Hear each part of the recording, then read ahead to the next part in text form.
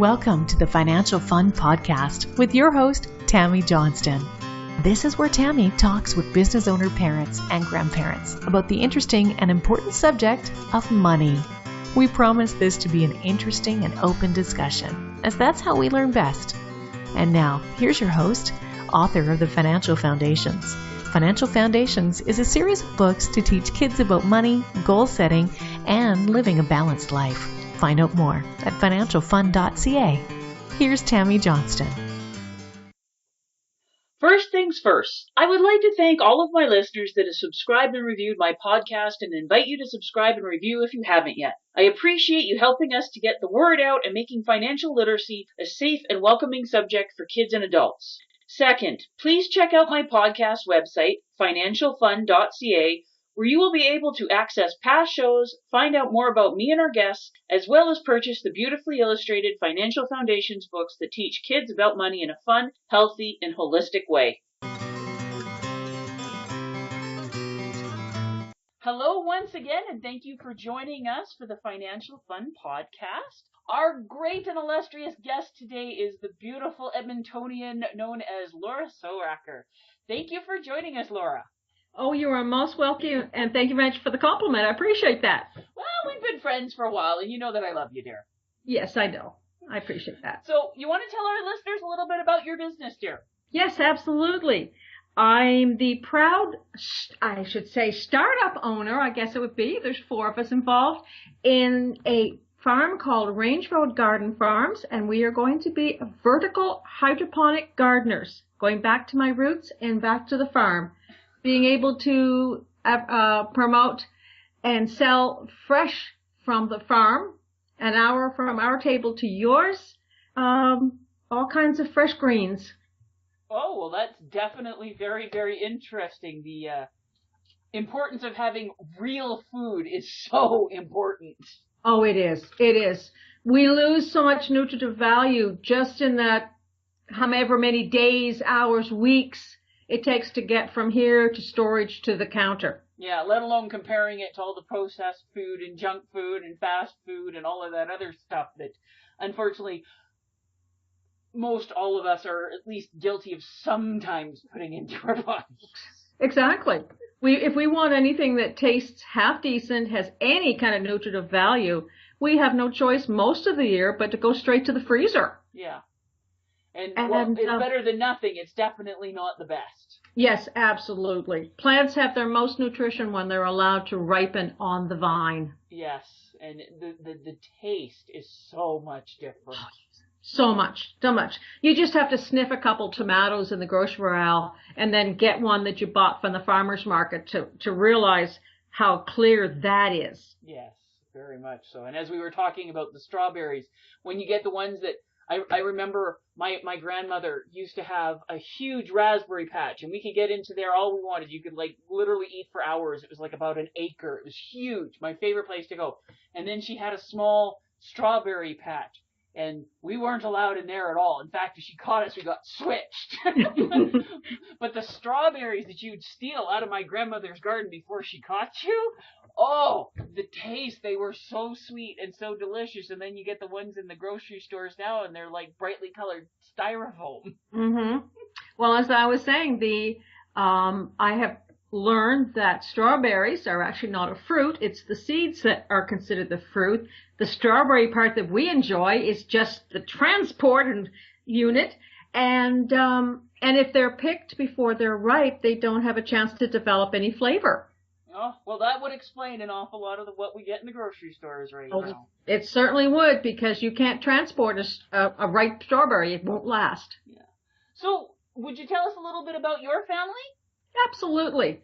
So, we started out with 2 daughters, and we added a third when she was 16. She came to us. So now we have 3 adult daughters, 2 who are married, and 3 wonderful grandchildren.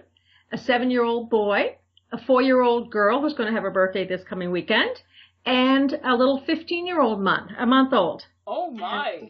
Oh, yeah. And are grandchildren more fun than children? Oh, absolutely. As the saying goes, if I'd known how much fun they were, I would have had them first. Yes, unfortunately, we haven't figured out how to do that yet. No, not quite. No, not yet. I look forward to a granddaughter. I keep telling my daughter that I expect one in about 17 years. Yeah. So. Yeah, exactly.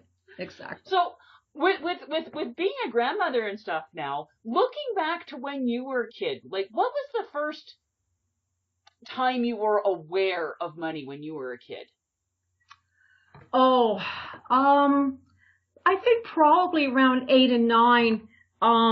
When you're trying to wheedle money out of your mother or father to let you go buy something at the candy stand in the grocery store, and then in a rural community where we grew up, there was what do you call it? An exhibition every summer. Yep. So mom and dad would pay us for weeding in the garden, little extra things that we would do. So that would be our money that we would use to buy the things that we wanted at the exhibition that was there for the week.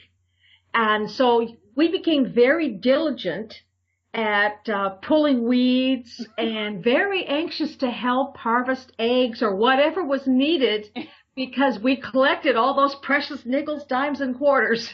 Financial motivation is a big thing with a lot of kids. Oh, it certainly is. It certainly is. That it's like, if you want money, this is what you're going to have to do to work for it. Yeah, my daughter gets her allowance and she does fairly well, but she's very excited about being able to get a job, but she's not old enough yet. I told her, she's even tried to go out and apply, and I'm going, sweetheart, like I'm really proud of you, but you're not old enough. No one can legally hire you. Exactly. And I go, well, what do you want the money? Well, I want to get more into my LPS collection and stuff like that. And I'm going, okay. So she's very much trying to figure out what are some extra things that she can do to earn money. And I'm going, well, Mom's semi-annual filing is coming up, Princess. Yeah, absolutely. Our girls, when they were old enough, and they would have been probably 9 or 10, I helped them set up a lemonade stand. We have a house in the corner, and so they helped me bake the cookies. We mixed up the lemonade. They built the stand with a little bit of help, and they figured out how much they needed to sell it for in order to make the profit. And they probably did that all summer long, every couple of weekends. Oh my! See, I never had an opportunity to do anything like that when I was a kid because, well, we lived in the middle of nowhere, and they're not stopping on the highway. No, they're not. No, the girls, I don't know whether they saw one somewhere or what they did, but they kind of said, hey, can we do this? And I said, sure, what do you need? And so they sat down and made their list if they needed cups, if they wanted straws, how much lemonade they would need. Would Mommy please make the cookies? Things like that. Oh. And it almost became a little business plan for them. Like it was only a page. But for their young minds, it kind of got them around, okay, so this is what I have costs. Mommy's not giving us this stuff. We have costs if we're going to have our little lemonade stand.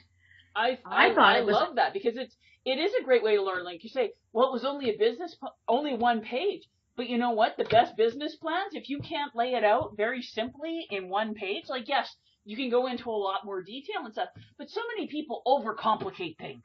Oh, very much. Overcomplicated. Can you spell it out to me on one simple page? Like, do a napkin plan. Do I get it? Does it make sense? Great. Then we can go into it more in depth. But if you can't make it make sense in one page, you ain't doing it right. No, that's for sure. The girls even had a marketing plan. They went and got some Bristol board, put up some signs, and put them a couple blocks each direction down the street because we're just a little bit off the main street. Yep. So they had their marketing out there. I thought they were just going great guns. It was kind of nice because at that point they had already seen their parents kind of go through the process of building a business. And I guess it was a good reminder for us, when you think they're not listening, they really are. Oh, they pick up on things you never even imagined they could hear. Yeah. Let alone understand or process. Oh, very, very much so. Like I see that quite a bit with my daughter. Like she is such a spitting image of me, especially when she starts opening her mouth at times. And I'm going, oh man, is the world in for a lot of trouble as she gets older. Well, I think all of this was a really good base for our kids because they are, all of them, and actually their husbands and in one case boyfriend, they're all self-employed. They're all own businesses. Now that's quite spectacular, because most people, until they make it well into their 30s, usually are employed. Yep. So now with having your grandchildren, like, yes, the 15-month-old isn't going to be paying too much attention, but you've got a grandson in primary school now.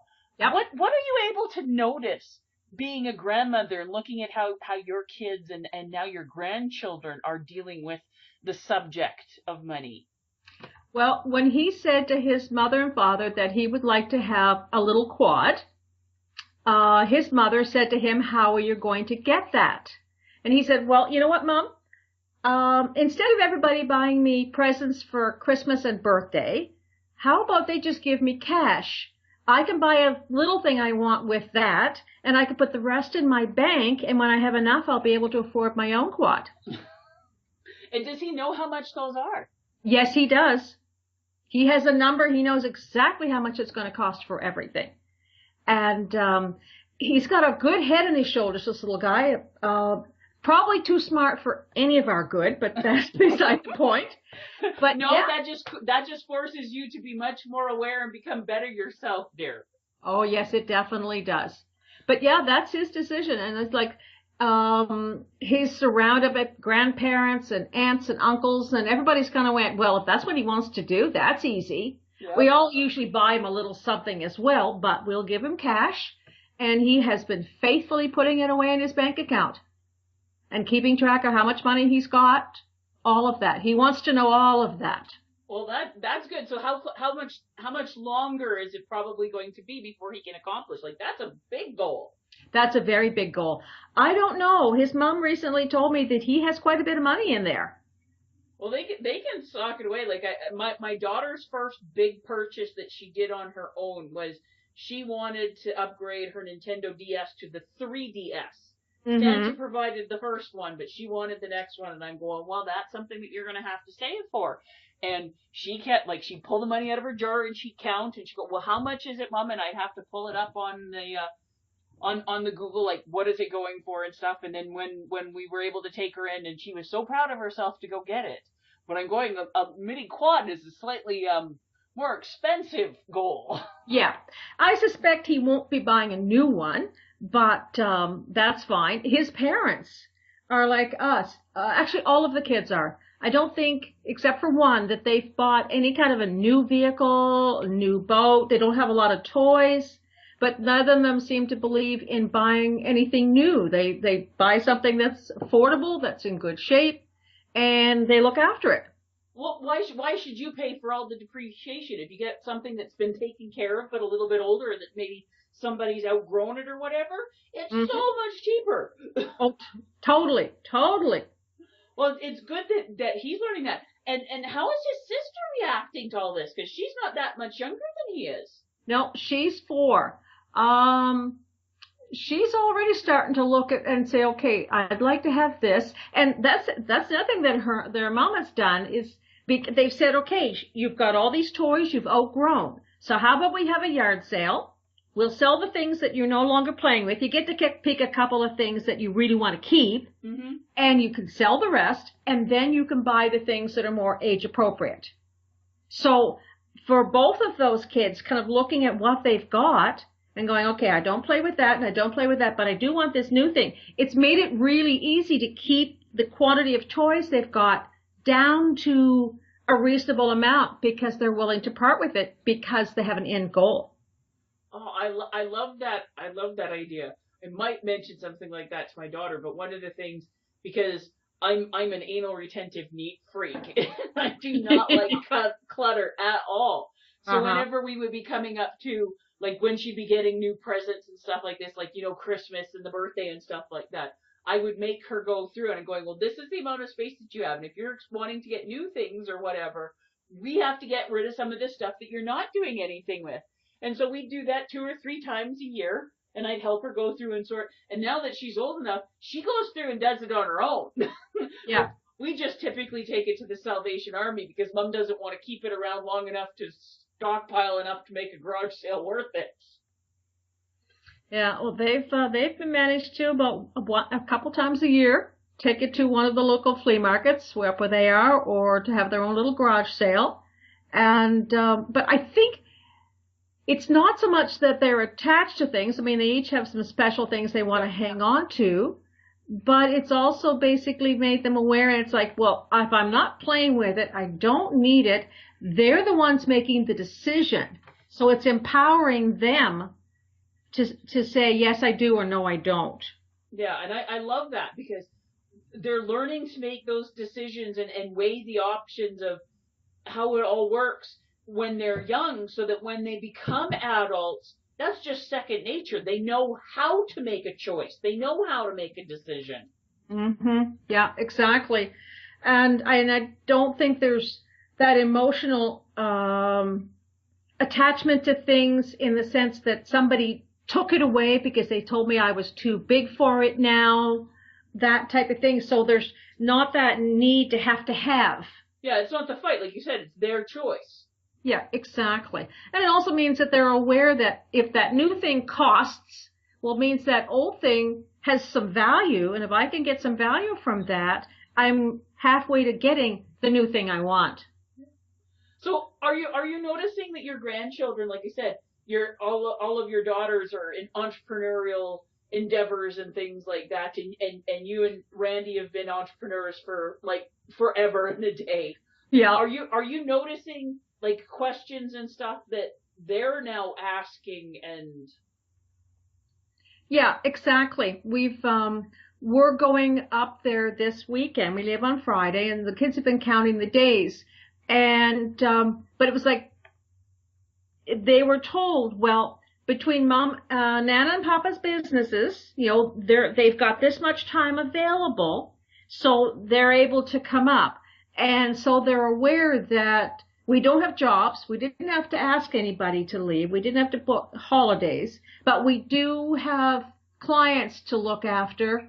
But we're still able to say, okay, we're doing and making those decisions. And the kids kind of went, yeah, okay, well, that's normal, isn't it? yeah. I guess because they really haven't experienced anything else. So it's just perfect natural for them. Yeah, it's teaching the balance. Like I've been self-employed since before my daughter was born, so I've never had to ask to take time off or can I go volunteer at her school.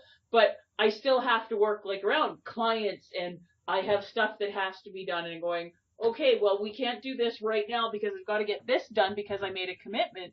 But at this time or this day, then we can go do those things. So it's not just, like you said, the awareness about the money, but it's the structuring of the time and how you still have responsibilities, but you can manage them in a way that works best for you. Absolutely. Absolutely. And when our older daughter was she was going to the market because at what point in time our granddaughter was gluten sensitive.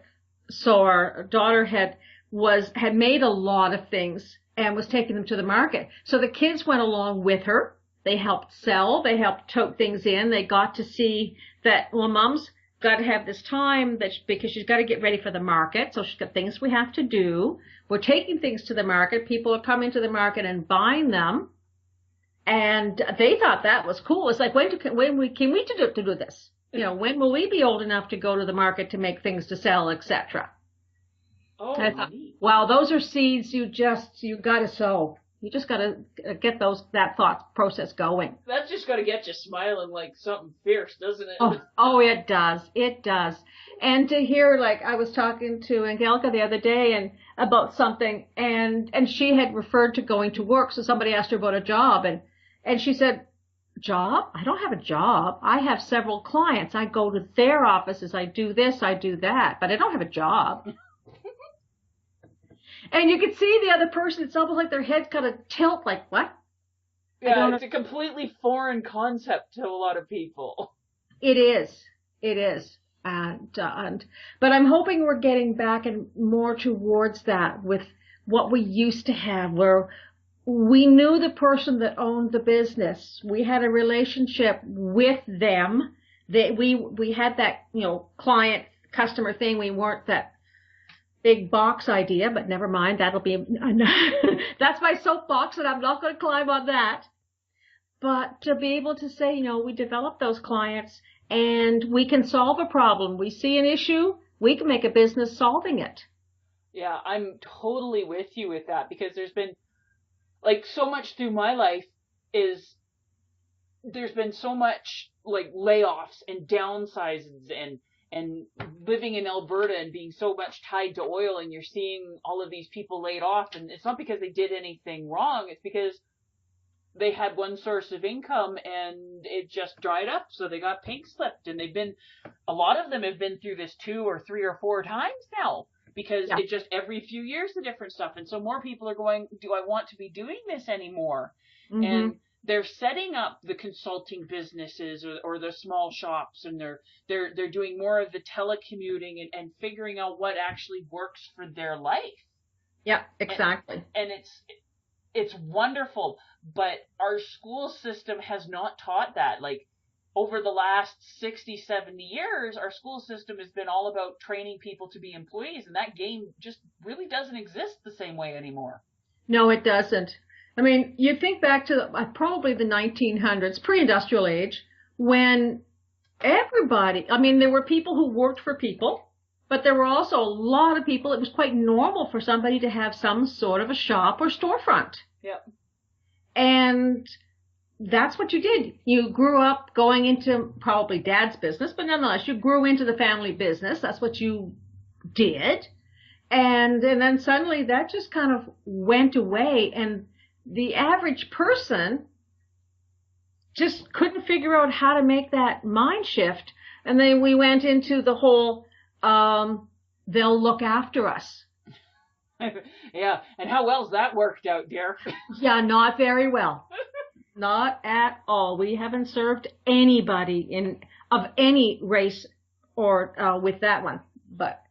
So I'm hoping that things are reversing back, that, it's sometimes when we're forced to do it, if it doesn't happen by natural inclination, then the powers that be kind of go, so what are you going to do about it? Yeah, and that's what happens a lot. And one of the things that I'm seeing in my generation and younger, on how people have gotten totally disillusioned. They're going, well, I can't count on anybody to look after me. Like, unfortunately, back in the early 80s, my father-in-law, his company went under, and they took his pension, they took everything. And like, that's just wrong. And people have seen so many of that happen to their parents or their aunts and uncles and stuff, and they're going, well, you know what? I don't want to deal with this anymore. So how can I become much more aware and look after myself a lot more, because I can't count on the company or the government or anything anymore. So people are starting to get back into asking the questions that they need to. Yeah, exactly. And and a lot of them, you look and going, I know that our boyfriend, it's like he went to university. He spent a false fortune getting a degree that he's never now going to use. He's self-employed doing something that has nothing whatever to do with that.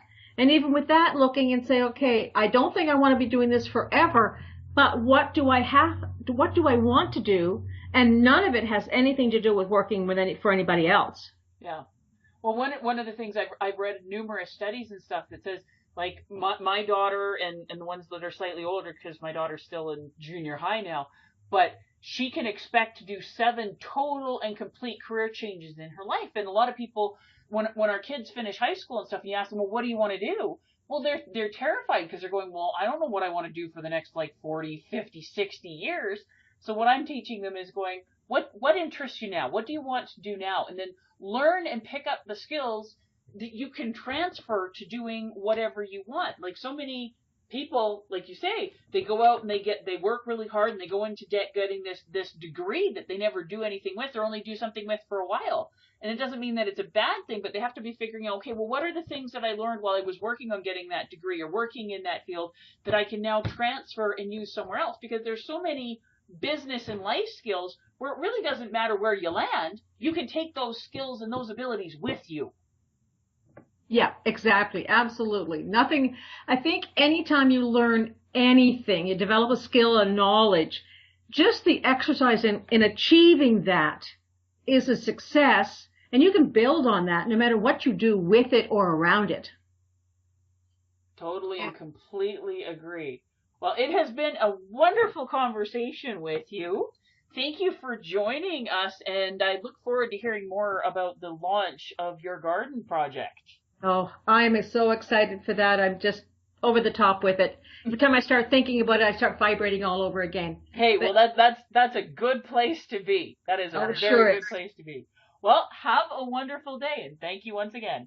You're very welcome. My pleasure.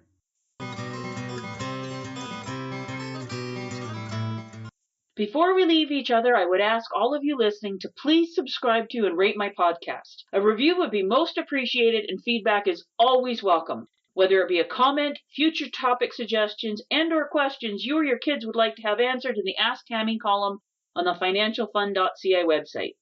Please feel free to check me out on Facebook at Financial Foundation's Children's Books, on Twitter at Financial Fund, and Instagram at financial.fun.